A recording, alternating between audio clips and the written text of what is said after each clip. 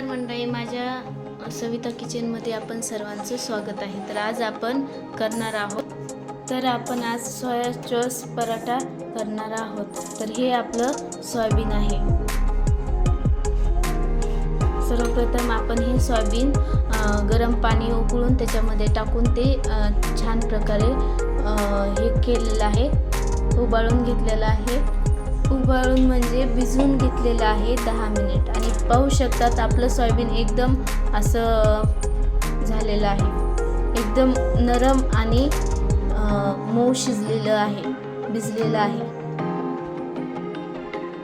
सर्वप्रथम आपण घेतलेला आहे लसूण सोलून। आपल्याला जेवढा सोयाबीन पराठ्यासाठी लागत आहे तेवढा आपण घेतलेला आहे। त्याच्यानंतर आपण घेणार आहोत कोथिंबीर, स्वच्छ धुवून एकदम बारीक अशी कापून आपण ही कोथिंबीर घेणार आहोत। अशा प्रकारे आपण बारीक अशी कोथिंबीर कापून घेतलेली आहे। त्यानंतर आपण घेणार आहोत गव्हाचे पीठ भिजवून, म्हणजेच आपण पीठ हे तिंबून मऊ असं घेतलेलं आहे। त्यानंतर आपण हे सोयाबीन थोडेसे बारीक करणार आहोत।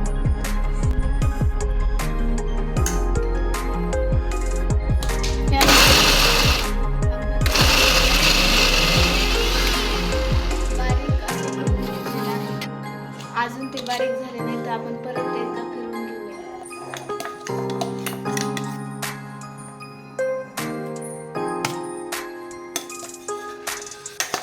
अशा प्रकारे हे सोयाबीन आपण बारीक करून घेतलेलं आहे। यानंतर आपण मिक्सरला लसूण जिरे बारीक करून घेणार आहोत।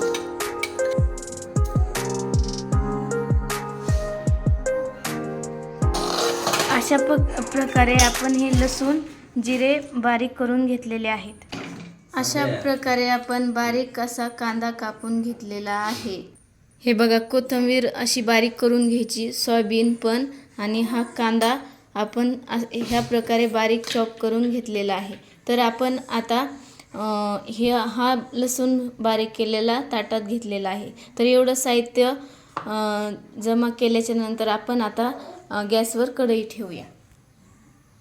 त्यानंतर आपण घेतलेला आहे मसाल्याचा भंडार।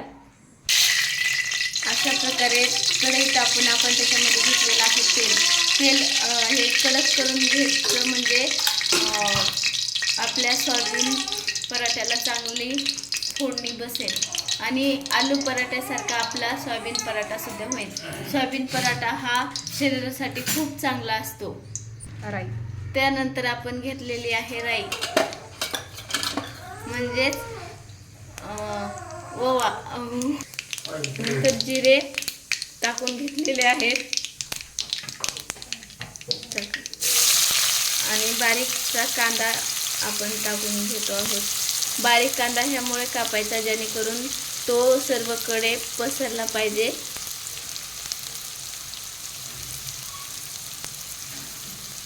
मोहरी जिरे चांगली परतल्यानंतर आपण त्याच्यात कांदा टाकून घेतलेला आहे।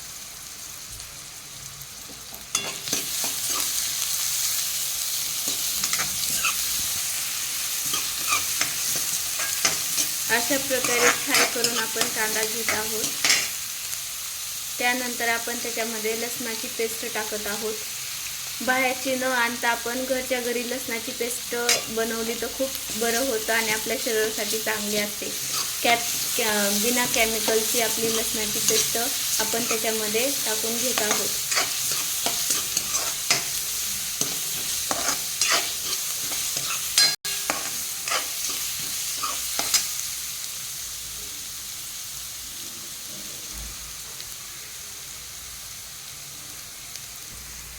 असे तेल सुटेपर्यंत असं फ्राय करून घ्यायचं आहे आपल्याला।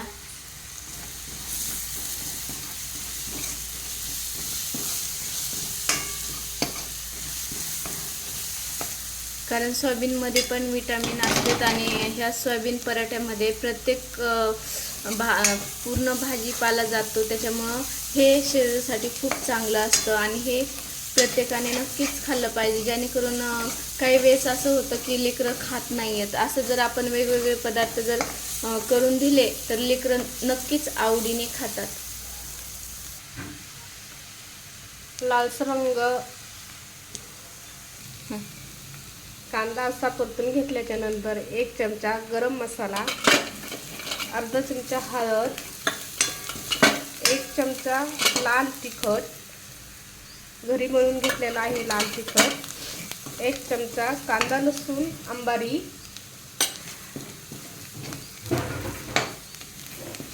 आणि 1 चमचा धनिया पावडर घ्यायची आहे.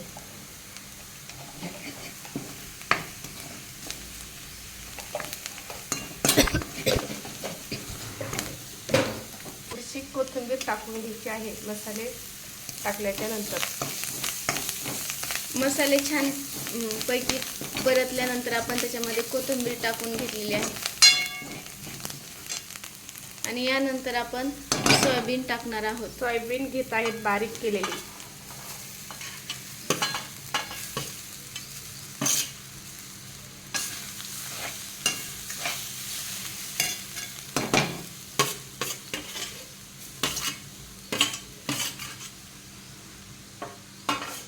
काही वेळेस मुलांचा टिफिन दिल्यानंतर सोयाबीन ची भाजी परत येते, तर आपण अशा प्रकारे सोयाबीनचा पराठा जर करून दिला तर मुलांचे टिफिन वापस येत नाहीत. छान प्रकारे आपण ते फ्राय करून घेत आहोत. त्यानंतर आपण चवीनुसार मीठ टाकत आहोत.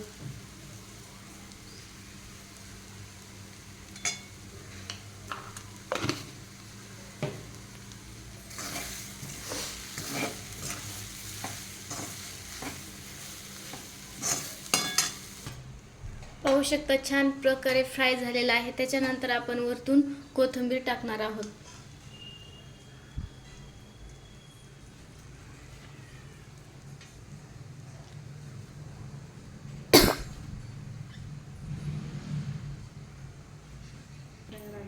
आपलं सारण हे तयार झालेलं आहे आणि आपण ते थंड होण्यासाठी एका प्लेटीमध्ये पूर्ण ताटात काढून घेतलेलं आहे. पाहू शकतात.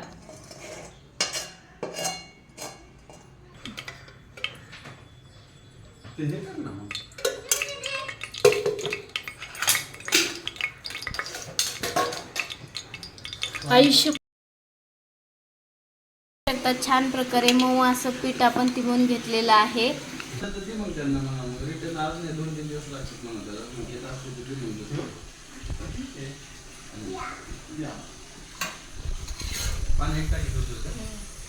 थोडंच आहे.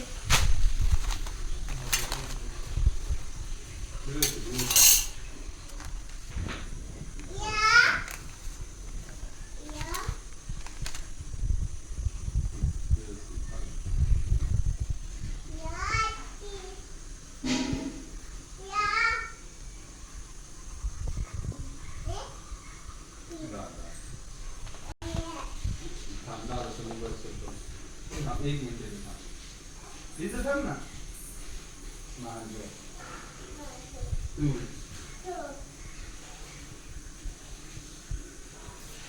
मी मांजर ये मांजर म्हणती, स्वतःला नाही म्हणत.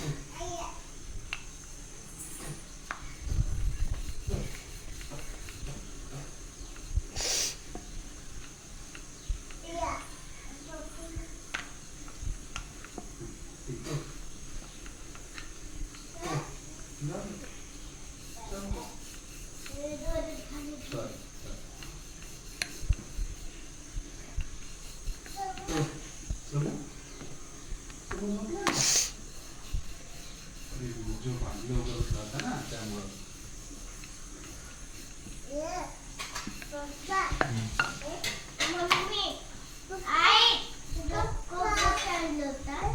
नाही बा लिंबू सांग. पाणी.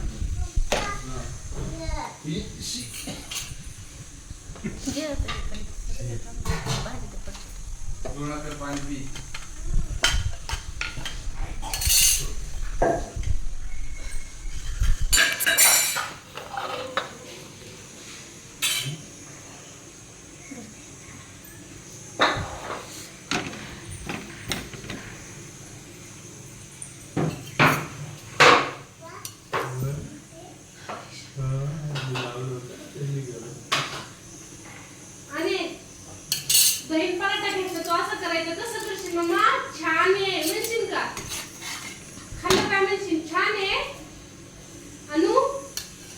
ती बिझी सध्या. मुलगी ना तिला घालून टाकलं. छान आहे. म्हणणार ना बिडी? मम्मा काय म्हणते? तू म्हणणार? मम्मा छान आहे. दही कसं आहे? पराठा कसा आहे अनु? छान आहे? छान आहे का? छान तू म्हणणार बाबा? आई हे नको कसं होते तू नाही खाऊ शकत दही. तुला सॉस आणली ते थोड्या वेळाने. जास्त नको सॉस पण? मग ते पराठा काय शिकवत खाणारे बा? सॉस पण नाही ना.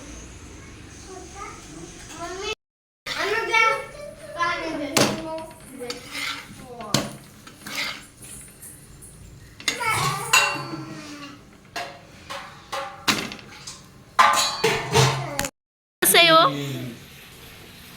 म्हण ना छान आहे